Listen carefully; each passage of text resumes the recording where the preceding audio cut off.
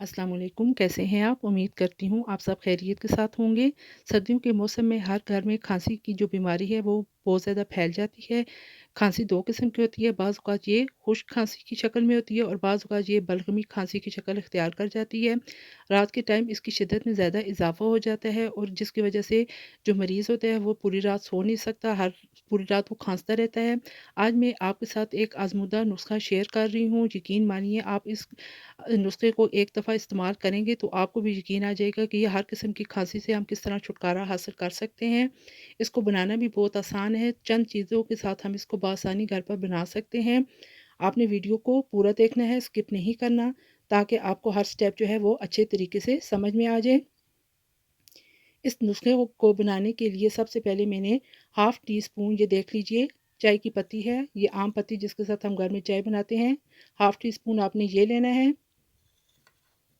इसको काली ज़ीरी कहते हैं, ये आपको पिंसार स्टोर से बआसानी मिल जाएगा। हाफ़ टी स्पून आपने काली ज़ीरी लेनी है।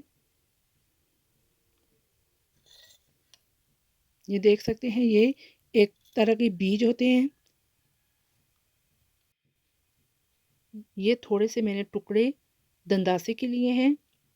आप देख सकते हैं, इसको दंदासा कहते हैं। ये भी आपको पिंसार स्टोर से मिल जाएगा आसानी से। ये अखरोट की छाल होती है, अखरोट के दरख्त की। चलिए जी, आज की जो हमने रेसिपी बनानी है उसको बनाना शुरू करते हैं। बिस्मिल्लाहिर्रहमानिर्रहीम। एक पैन के अंदर तकरीबन आप 2 से ढाई कप पानी डाल दें। जैसे ही पानी में उबाल आना शुरू हो जाए तो आपने इसके अंदर काली ज़ीरी को शामिल कर देना है। इसके साथ आपने दंदासा भी डाल देना है। ये बहुत ही बेहतरीन नुस्खा है।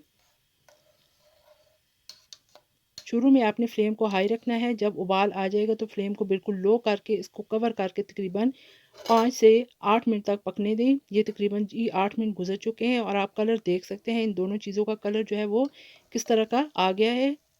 अभी हमने इसके अंदर चाय की पत्ती शामिल नहीं की। बिल्कुल लो फ्लेम पर ये पकता रहा है, ये आप इसका कलर देख लें।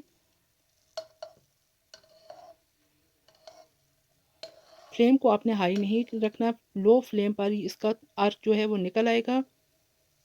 जब देखिएगा कि इसका कलर इस तरह का येलो हो गया है, येलो भी कह सकते हैं और ऑरेंज टाइप भी कह सकते हैं, तो फिर आपने इसके अंदर जो चाय की पत्ती है उसको शामिल करना है।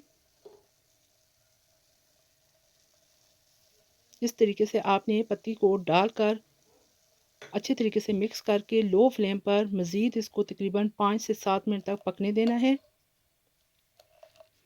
इसका जो जायका होता है वो थोड़ा कड़वा होगा।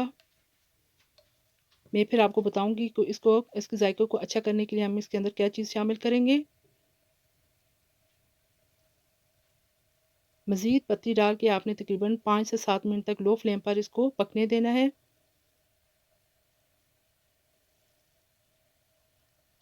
ये देखेंगे तकरीबन 7 मिनट गुजर चुके हैं और इसका कलर जो है वो ज़्यादा डार्क हो चुका है।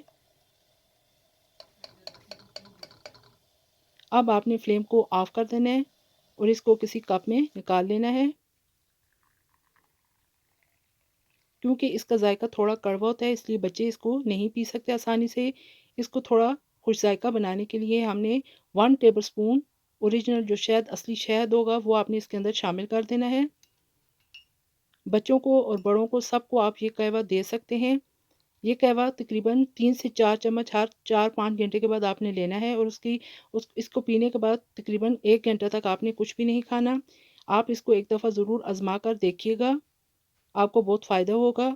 अगर आपको मेरी ये नई रेसिपी पसंद आए तो लाइक कर दीजिएगा। ये बहुत ही करामत बन के नुस्खा तैयार हुआ है। और अगर आप मेरे चैनल पर नए हैं तो सबसे पहले मेरे चैनल को सब्सक्राइब और शेयर कर दें। ये आपकी तरफ से बहुत बड़ी सपोर्ट है। साथ में बेल आइकन को भी प्रेस कर दें ताकि मेरी हर नई वीडियो आप तक बर वक्त पहुँच सके। इजाज़त दीजिए, अल्लाह हाफिज़।